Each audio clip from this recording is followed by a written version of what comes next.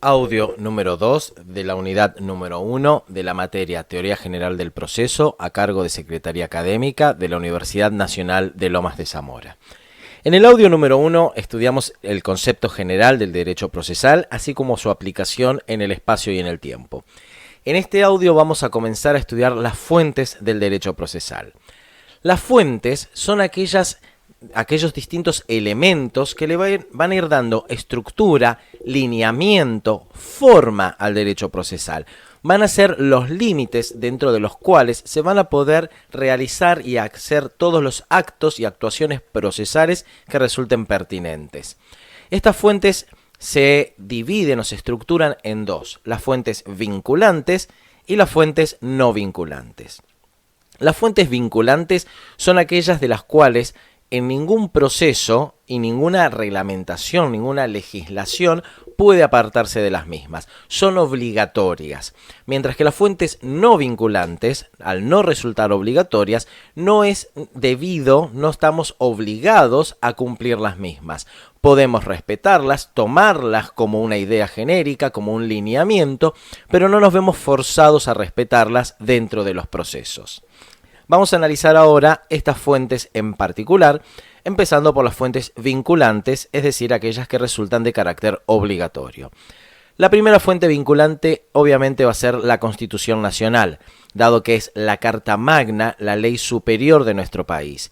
Toda norma de derecho procesal, todo acto procesal que se cumpla, debe respetar la Constitución Nacional. No puede contradecirla, ni ir en contra, ni atacar, ni ir en desmedro de ninguno de los derechos y garantías que se encuentran tutelados en la Constitución Nacional.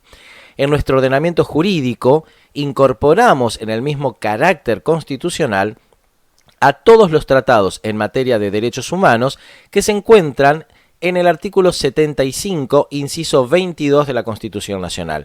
Estos tratados son asimilados a la Constitución y tienen carácter y rango constitucional. La siguiente fuente vinculante son las leyes nacionales, que son todas aquellas normativas dictadas, emanadas del Poder Legislativo de la Nación. Toda ley nacional debe ser respetada, cumplida y acatada dentro del derecho procesal y dentro de los procesos judiciales. Por lo tanto, si dentro de algún proceso o alguna normativa procesal va en contra de lo que marca el derecho nacional, la misma va a ser declarada nula, dado que no se puede contradecir a las leyes nacionales. Los tratados internacionales son acuerdos entre distintos países, obviamente acuerdos entre nuestro país y alguna o algunas naciones extranjeras. Estos también deben ser respetados y cumplidos dentro del derecho procesal, dentro de los procesos. Siempre que un proceso verse sobre algún acuerdo internacional, el mismo debe ser respetado y debe ser cumplido dentro del proceso. La siguiente fuente vinculante son las constituciones provinciales. Como hemos dicho, el derecho procesal es de carácter netamente territorial, es decir, cada provincia dicta sus propios códigos de forma. Por lo tanto, se deben respetar y acatar las constituciones de cada provincia, las cuales van a dar el marco normativo de derechos y garantías para los ciudadanos de la provincia. La siguiente fuente vinculante son las leyes provinciales. De nuevo, como el derecho procesal es de carácter netamente territorial, las leyes que son dictadas dentro de cada provincia deben ser respetadas por el derecho procesal de dicha provincia. La siguiente fuente vinculante son los acuerdos interprovinciales, que son aquellos acuerdos a los cuales han arribado dos o más provincias de nuestro territorio. Estos deben ser también respetados y cumplidos dentro del marco del derecho procesal. La siguiente fuente vinculante son los reglamentos o acordadas dictados por la Corte. Acá debemos hacer una aclaración particular. Cada vez que la Corte Suprema de Justicia de nuestro país llega a un fallo, determina un proceso, esto no genera un acuerdo, una acordada o un reglamento, sino un fallo de la Corte. Este fallo de la Corte no es obligatorio, lo único que genera es un antecedente de cuál es el lineamiento en el cual está operando la Corte Suprema de Justicia de la Nación.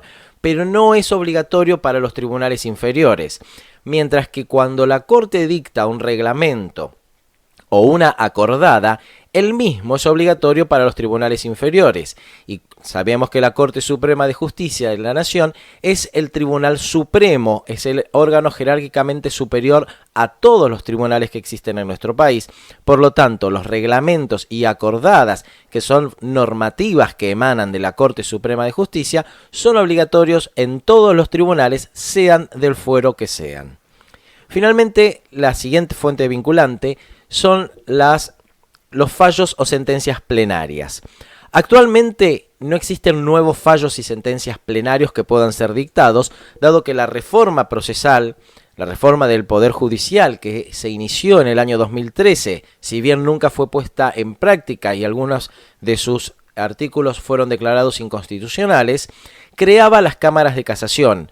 Por lo tanto, eliminaba la incertidumbre jurídica que podía existir antes, a través de la cual se dictaban los fallos o sentencias plenarias. ¿Qué quiere decir esto? Un fallo o sentencia plenario se dictaba cuando dentro de un fuero las distintas salas de la Cámara se ponían de acuerdo y determinaban que ante determinada situación se debía resolver siempre de esta manera.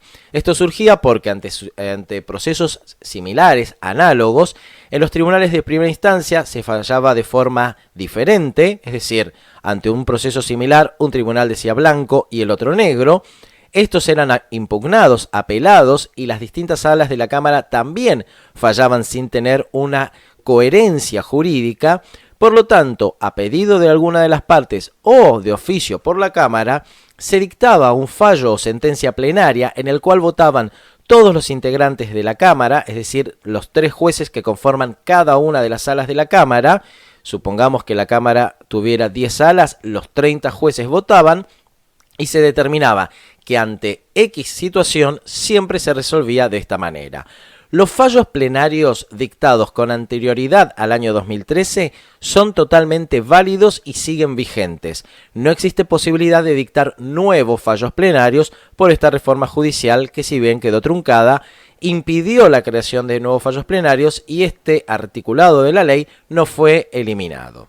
La última fuente vinculante es la costumbre. La costumbre son los actos repetidos por la sociedad, los cuales son considerados como válidos o legales. Son actividades que realizan los miembros de la sociedad y que toda la sociedad en su conjunto los considera o los asimila como válidos. La costumbre puede ser de 3 formas. La costumbre secundum legem es aquella que es secundada por la ley y posteriormente se convierte en una ley y deja de ser una costumbre. Como ejemplo podemos decir el uso de las luces en las rutas, cuando uno conduce las luces de un auto en las rutas, inició como una costumbre, al igual que el uso del cinturón de seguridad. Posteriormente fue absorbido por la legislación y actualmente es una ley. La segunda forma de la costumbre es la costumbre extra legem, que es aquella que añade elementos a la legislación, no contradiciéndola, sino dándole una forma o una estructura superior a aquello que marca la ley. Como ejemplo podemos hablar de las cédulas judiciales. Las cédulas de notificación judicial en la ley simplemente se deja pautado cuáles son los elementos con los que debe contar una cédula, no así la forma o estructura de la cédula. Sin embargo, la costumbre ha dado una forma, ha dado una estructura, y si uno no cumple con esta estructura, la cédula va a ser rechazada por el órgano jurisdiccional porque no se acomoda a todo aquello que la costumbre ha dado como extra a aquello que pautó la ley.